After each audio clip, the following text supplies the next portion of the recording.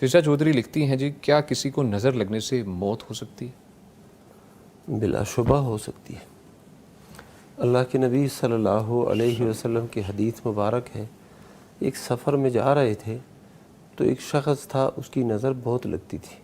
اچھا دوسرا شخص صحابی ہے، یہ بھی صحابی ہیں وہ بھی صحابی ہیں، اس نے اپنی چادر اتاری تھی، یعنی قمیض جس کو کہتے ہیں آپ، یہ قمیض اس وقت چادر ہی پہنتے تھے، تو وہ چادر اتاری ہے کہیں پر نہانے کے لیے، تو اس کے جسم کو دیکھا تو اس نے کہا ایسا جسم تو بالکل عذرا کنواری لڑکی کا بھی ایسا جسم نہیں ہوتا، کتنا صاف جسم ہے۔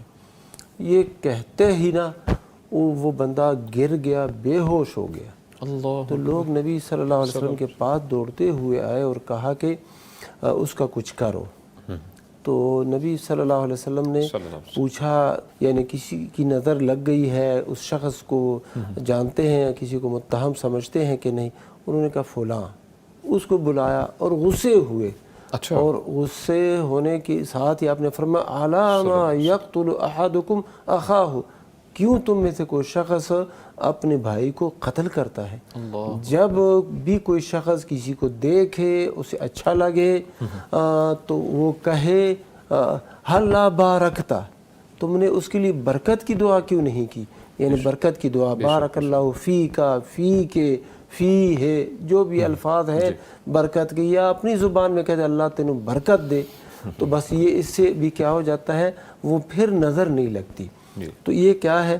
دوسری حدیث میں اللہ کے نبی صلی اللہ علیہ وسلم نے یہ فرمایا کہ یہ جو نظر ہے یہ حق ہے، اور اس کی وجہ سے بندہ جو ہے نا قبر تک پہنچ جاتا ہے، اور اونٹ جانور ہے، حیوان ہے، اونٹ ہانڈی تک پہنچ جاتا ہے، یعنی نظر لگتی ہے اور وہ پھر گر جاتا ہے، پھر مالک اس کو نحر کرتا ہے، پھر وہ اس کو کھا لیتے ہیں۔ تو یہ بہت زیادہ ہے، اس لیے اذکار صبح و شام کے جو اذکار ہے، کارڈ ملتے ہیں وہ پابندی کے ساتھ، وہ نمازوں کی پابندی، پھر یہ صبح و شام کے اذکار، سونے سے پہلے کے اذکار، اور اسی طرح مختلف اوقات میں بندہ ذکر اذکار کرتا رہے، تو یہ ذکر جو ہے یہ قلعہ ہے۔ اچھا، اگر یہ پڑھے ہوں تو انشاءاللہ محفوظ رہیں گے۔ ہاں جی نعمان فاروقی صاحب جی، یہ جو جن صحابی کو نظر لگی ان کا نام تھا سہل بن حنیف رضی اللہ تعالیٰ عنہ، اور جن کی لگی وہ تھے عامر بن ربیعہ رضی اللہ تعالیٰ عنہ۔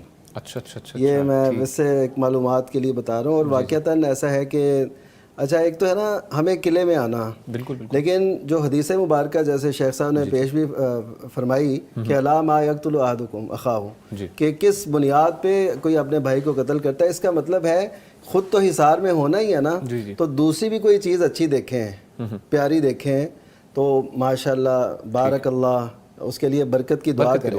جی، وہ یعنی ہر ایک کو کرنا چاہیے، یعنی خود بھی محفوظ رہنا ہے اور دوسروں کو بھی اپنی نظر سے محفوظ رکھنا ہے، اس حدیث سے یہ بھی سمجھ آتا ہے۔